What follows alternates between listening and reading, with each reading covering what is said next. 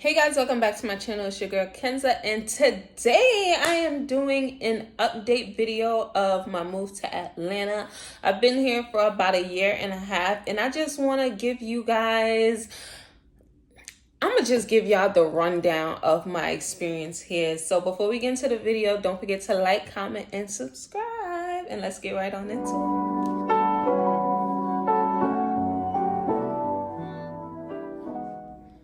Alright, boom. So as y'all can see, I'm in my room. I'm washing my sheets. This is just a little sit down. So ignore this big comforter that's right here. Okay, we just gonna act like it's not right there. I'm just gonna start off by saying that I don't really like Atlanta as much as I thought I would. And I honestly believe is because I came from New York City.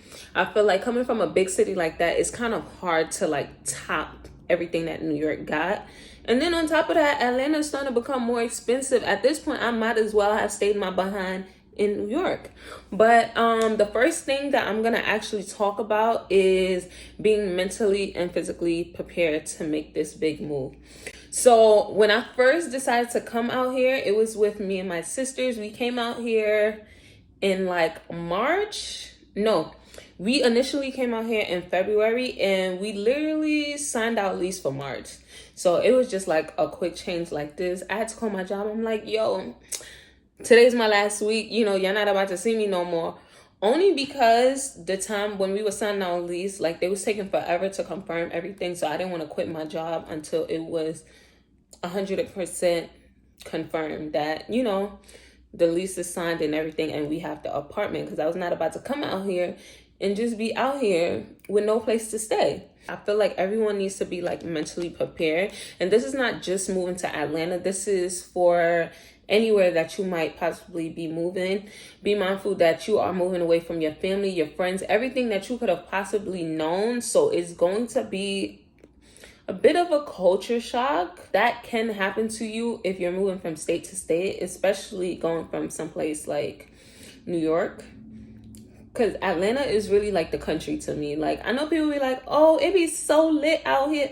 It really don't. Not compared to New York. I'm so sorry. Like, I don't know who said that Atlanta was lit. Like, I think they only say that because they're going on a 4-day vacation, and they're out every day trying out new places and stuff. But living out here is a whole different ball game. Like, it's so dead. In New York, I go to Crown Fried Chicken at 3 a.m.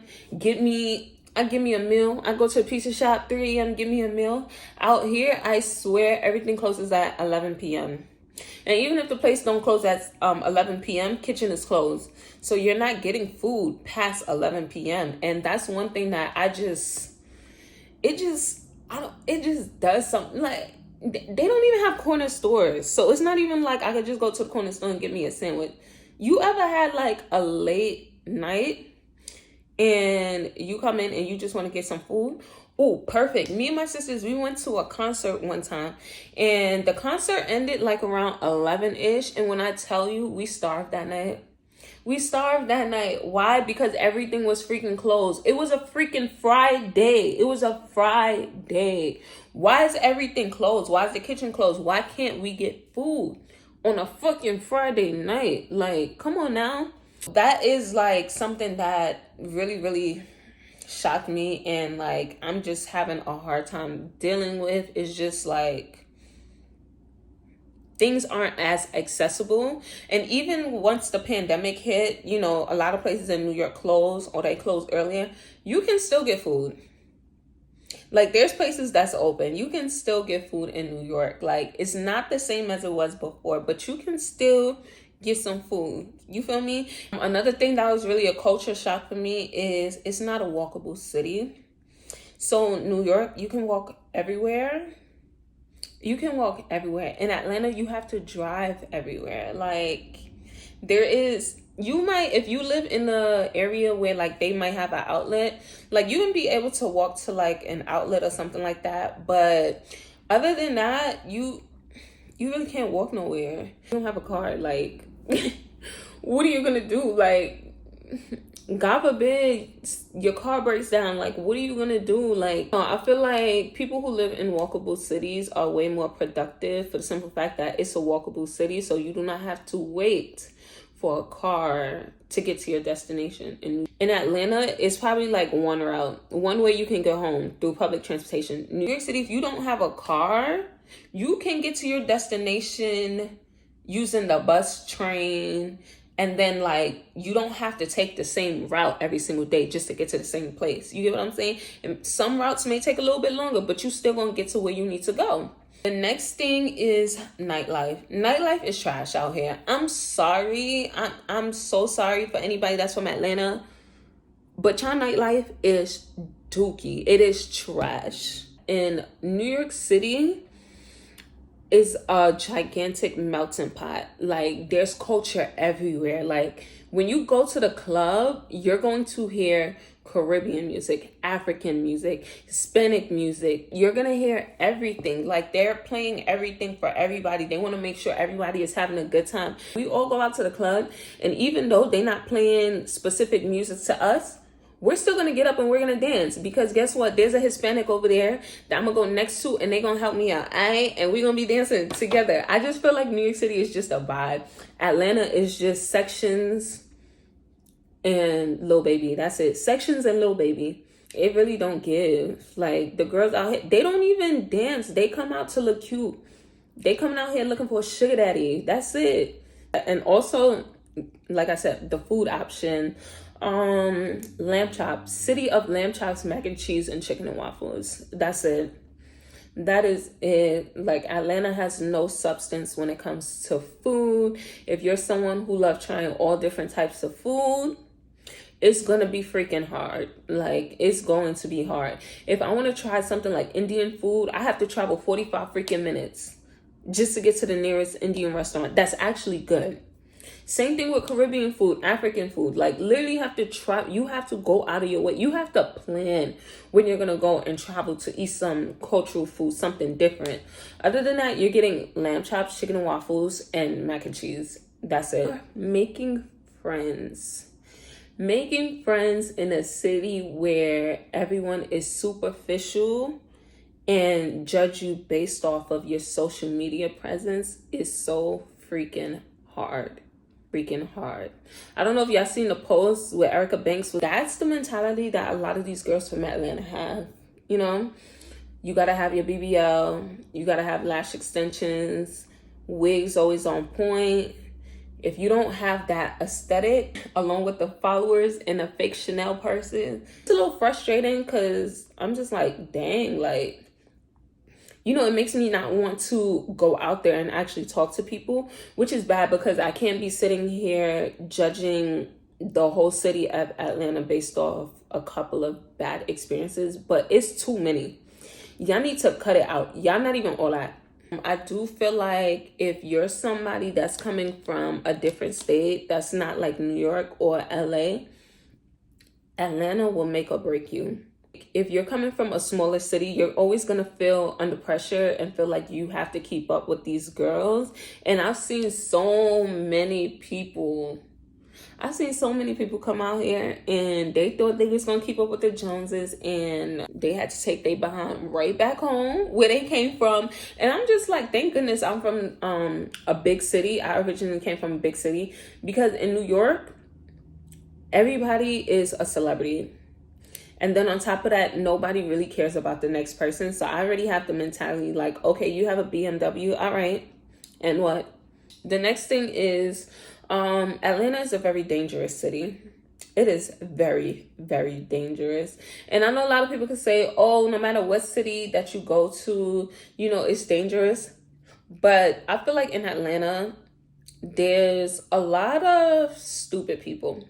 Not everybody's stupid, but there's a lot of stupid people. Because they can carry out here, people do a lot of stupid things. Like, I've heard of people getting shot because they honked their car at someone else. Or like, you know, people getting shot because they made a small mistake at a fast food restaurant. Like, little things.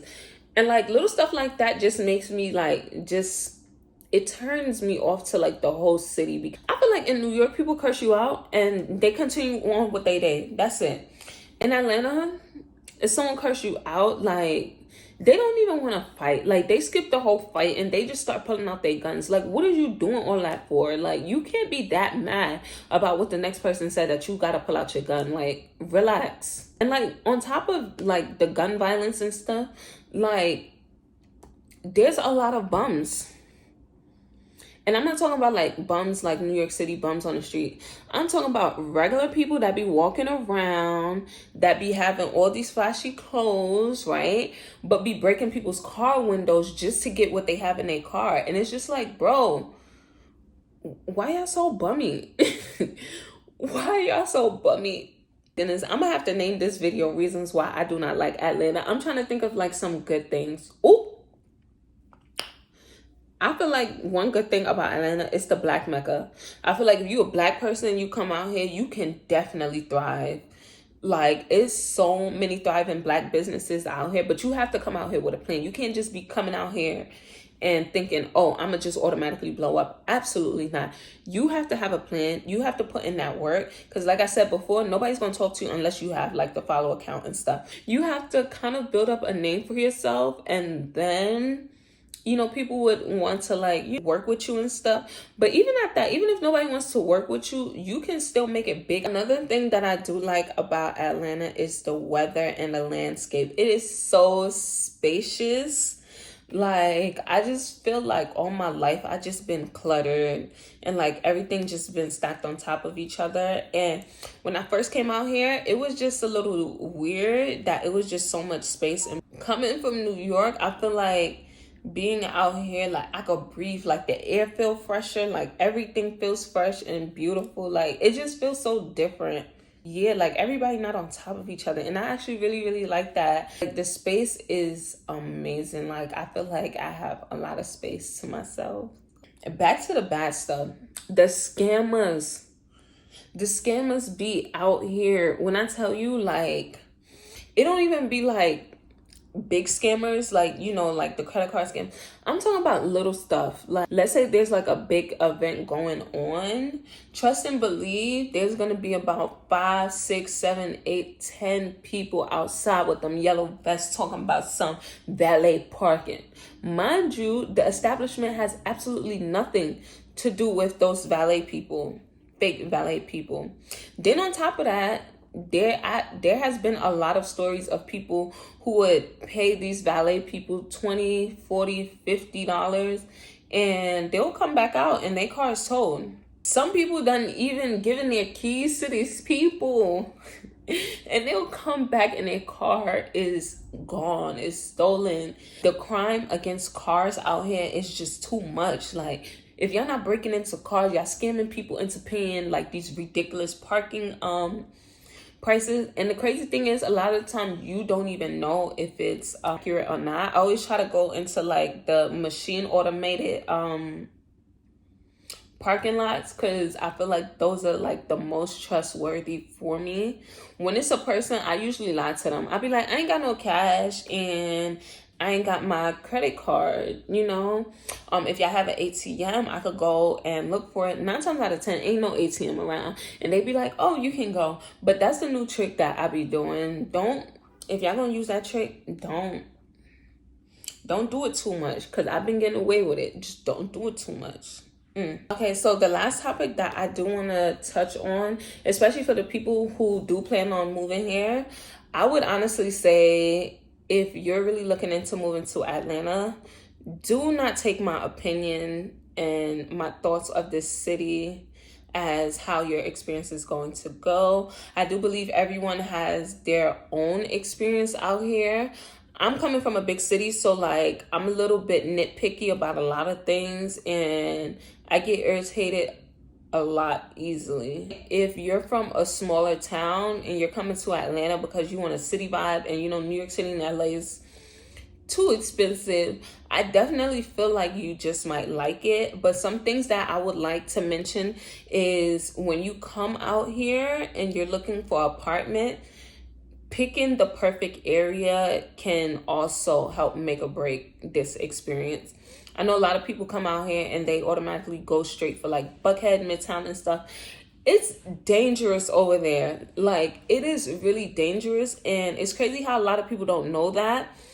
I did my research before moving out here, and I realized, like, yeah, I'm not gonna go over there. Like, people's apartments get broken into, cars getting broken into, people out there like holding people at gunpoint in front of their apartment door.